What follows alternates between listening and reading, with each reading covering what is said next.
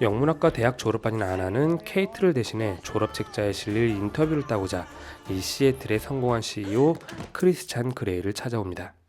그리고 그녀가 가진 소박함과 순수한 시선은 자기 관리가 철저했던 이 남자의 관심을 끌어내는군요. 그래서 찾아온 애나의 알바 장소에서 쓰잘데기 없어 보이는 것들을 구입하는 그는 말하죠. 필요한 사진을 더 찍고 커피나 한잔 하자고 말입니다. 그런데 도중 튀어나온 로맨틱이라는 단어에 그는 돌아서는군요. 선물만 딸랑 던져놓고 말이죠. 그래서 애나 역시 술김에 직접 전화를 걸어버리는데요. 그런 그녀를 짝사랑해왔다던 호세를 밀치며 다시 등장합니다. 아직 시애틀로 돌아가지 않았던 크리스찬이. 그리고 깨어난 그녀에게 잠만 잤다는 그는 말하는군요. 합의서를 받기 전까진 손도 안 댈 거라고. 물론 그래서 알바가 끝나고 운전수 테일러의 안내로 향한 약속 장소에서 헬기를 타고 도착한 그레이의 펜트하우스에서 목격합니다. 그가 가진 되게 세디스틱한 변태 성향에 대해서 말이죠. 원치 않으면 거절 안 하며 충분히 이해한다는 이 남자, 도대체 뭔가요? 지금까지 자신의 처녀성을 지키고 있던 그녀에게 이건 완전 충격이죠. 하지만 그 사실을 알게 된 크리스찬, 그녀에게 선물하네요. 소중히 간직될 첫 경험의 추억을. 되게 매너 있네요.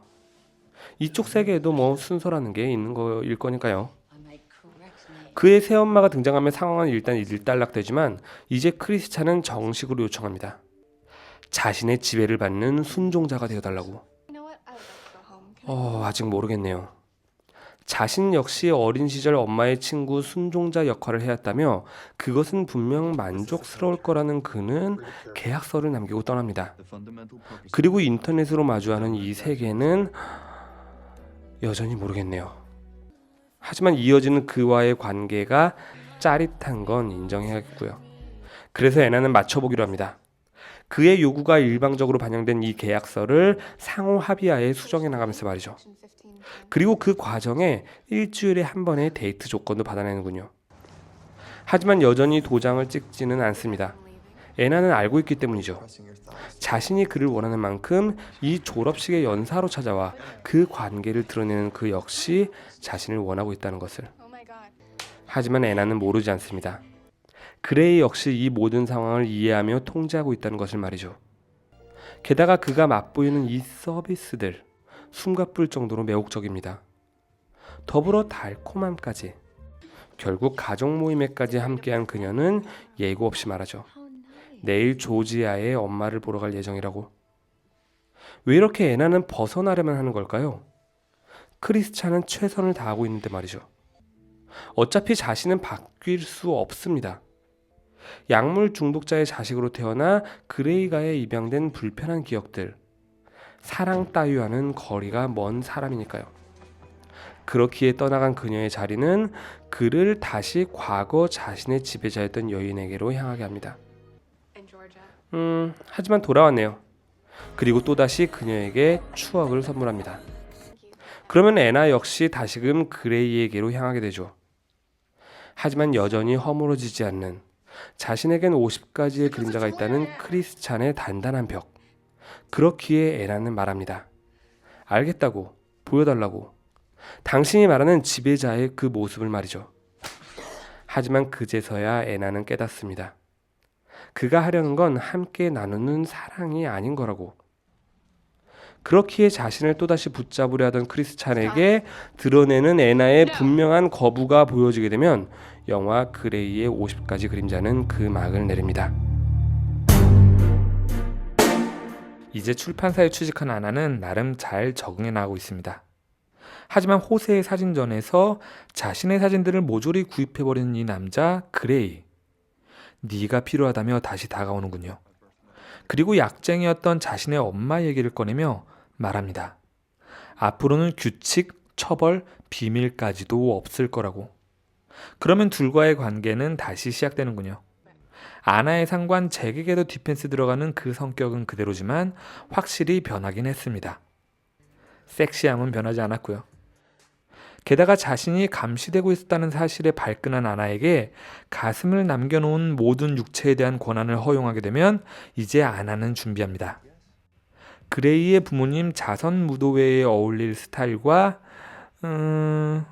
새로운 도전까지.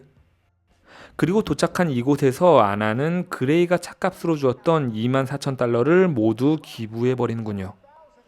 그의 지배에 놓이지 않겠다는 거죠. 물론 짜릿함은 버리지 않습니다. 그러면 이제 예전에도 마주했던 그레이의 지배자였던 여인 엘레나가 다가와 경고하는군요. 그의 지배 본능은 필요악이라고. 게다가 엉망이 되어버린 자신의 차, 그레이에게 복종했던 여인 레일라의 짓입니다. 이 남자의 세계에 과연 들어갈 수 있는 걸까요? 그러나 그레이도 노력하고 있습니다.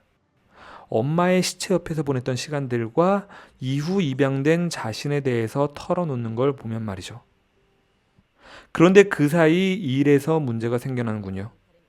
뭔가 태도가 변화한 잭이 그레이에 대한 비뚤어진 질투를 드러내는 것 말이죠.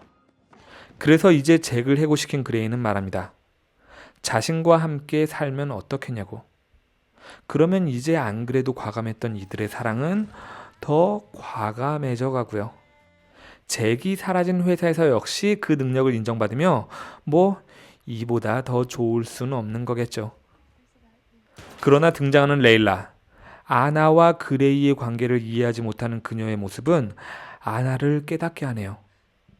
자신은 그레이를 만족시킬 수 없는 사람이라고. 하지만 그런 그녀 앞에서 자신의 모든 것을 내려놓는 그레이는 죽은 엄마를 향한 혐오보다 살아있는 당신의 존재가 더 중요하다며 자신의 모든 것을 다 가지라고, 아니 결혼해달라 합니다. 그럼 그녀는 과연 승낙할까요? 그레이의 출장길에 사고가 일어나고 그레이의 가족들과 함께 그 힘든 시간을 함께한 그녀는 말합니다. 난 이미 승낙했었다고. 그럼 이제 샤워실에 감금에 좋은 건 지들끼리 다 해먹습니다. 하지만 축하해주는 그녀의 엄마와는 달리 이 그레이의 깜짝 발표 현장에서 엘레나는 그 반감을 직접 드러내는군요. 그리고 그렇게 되면 이제 그레이를 지배하고 있던 이 여인의 그림자는 드디어 이 집에서 떠나가게 됩니다. 하지만 그런 그레이의 로맨틱한 프로포즈 뒤로 분노에 어린 잭의 눈빛이 보여지게 되면 그레이의 50가지 그림자 심연편은 그 막을 내립니다. 이제 화려한 그레이와의 결혼식을 마친 아나는 전용기를 타고 꿈같은 신혼여행을 만끽합니다. 새로운 플레이도 선보이고요. 하지만 회사에서 일어난 침입과 화재 사건으로 돌아와 시작하게 된 이 경호원과 가정부가 함께하는 삶은 아직 어색하네요. 그러나 이제 진급한 이 회사에서만큼은 그레이가 아닌 아나스타샤 스틸, 자신의 본 모습을 지키고자 합니다. 물론 그레이는 그것을 마음에 들어하지 않지만 이해가 불가능한 건 아니고요. 이 새로 구입했다는 호숫가의 저택에서 인테리어를 맡은 지혜와의 기싸움에서까지 이겨내게 되면 이제야 그레이는 그녀에게 운전대도 넘겨주게 됩니다. 더불어 새로운 플레이까지. 하지만 추격자가 있었습니다. 운전자는 여자였지만 침입 사건과 더불어 확신하죠. 그 배후엔 잭이 있을 거라고. 그러나 일단 뉴욕으로 떠나 있자는 그레이의 요구를 아나는 받아들이지 않는데요. 한창 궤도에 올라있는 그녀의 일 때문이죠. 물론 여전히 둘은 행복합니다. 그런데 남친 엘리엇 때문에 심란한 케이트를 만나는 중에 그레이의 전화를 받지 못하게 되고 그날 밤 침입한 잭의 공격까지 이어지면 출장에서 돌아온 그레이는 잔뜩 화가 나버렸네요. 그리고 이후 시작되는 감금 플레이는 그가 가진 복수심을 그대로 드러냅니다. 물론 적절한 순간에 대화로 마무리 짓고요. 더불어 화해하자는 제스처인가요? 그레이는 자신의 동생 엘리엇과 미아, 더불어 아나의 친구들까지 데리고 이곳 그레이가의 별장으로 향합니다. 당연히 또 새로운 플레이를 선보이지만 더 중요한 사건은 그레이의 동생 엘리엇이 자신의 여자친구인 케이트에게 멋지게 프로포즈한 것일 겁니다.